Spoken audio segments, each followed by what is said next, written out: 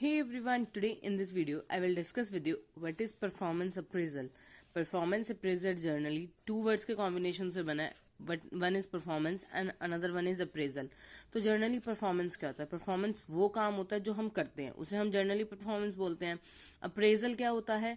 Appraisal में हम क्या करते हैं, किसी चीज की वैल्यू को इवेल्युएट करते हैं, किसी पर्सन की क्वालिटी को इवेल्युएट करते हैं, चेक करते हैं कि उस पर्सन में कितनी इंप्रूवमेंट आई है. उसे हम जर्नली क्या बोलते हैं? अप्रेजल बोलते हैं. उसके बेसिस पे उसे कुछ प्रमोट करना या उसे कुछ देना क्या बोलते हैं? परफॉर्मेंस अप्रेजल बोलते हैं.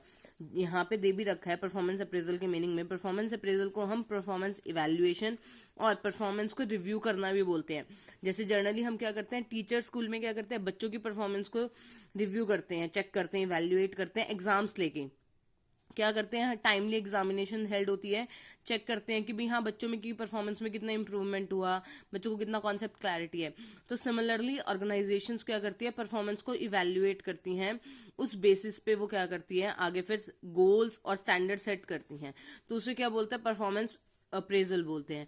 ये एक सिस्टमैटिक प्रोसेस है जिसमें क्या करते हैं, एम्प्लॉयज की जॉब का परफॉर्मेंस चेक करते हैं ओवर स्पेसिफाइड पीरियड. जैसे स्कूल में एक स्पेसिफाइड पीरियड डिसाइड होता है कि after 3 months your exams will held in सितंबर और इन दिसंबर और इन मार्च.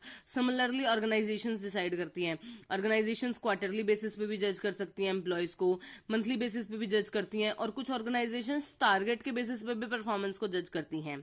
अब ये जो परफॉर्मेंस अप्रेजल हम कर रहे हैं, इसका मेन एम क्या है, इसका मेन ऑब्जेक्टिव क्या है? तो इसका मेन ऑब्जेक्टिव क्या है? एम्प्लॉय की परफॉर्मेंस को इवैल्यूएट करना. किसके बेसिस पे? उसको जो गोल्स और स्टैंडर्ड्स दे रखे हैं उसके बेसिस पे, कि उसने वो ऑब्जेक्टिव्स ऑर्गेनाइजेशन के गोल्स फुलफिल करे या नहीं, स्टैंडर्ड के अकॉर्डिंग काम किया या नहीं. और कुछ ऑर्गेनाइजेशंस परफॉर्मेंस अप्रेजल इसलिए करती हैं ताकि उन्हें अपने एम्प्लॉयज की स्ट्रेंथ पता चल जाए, उनकी वीकनेस पता चल जाए, और उन्हें किस किस फील्ड में इंप्रूवमेंट की नेसेसिटी है वो पता चल जाए. उन्हें फीडबैक प्रोवाइड करना टाइमली, और अगर जिन एरियाज में वो वीक हैं उन्हें उसके लिए कोचिंग प्रोवाइड करना. Next, align individual performance with organisational objective. Performance appraisal में ऑर्गेनाइजेशंस क्या करती हैं, इंडिविजुअल की परफॉर्मेंस चेक करती है ऑर्गेनाइजेशन के बेसिस पे.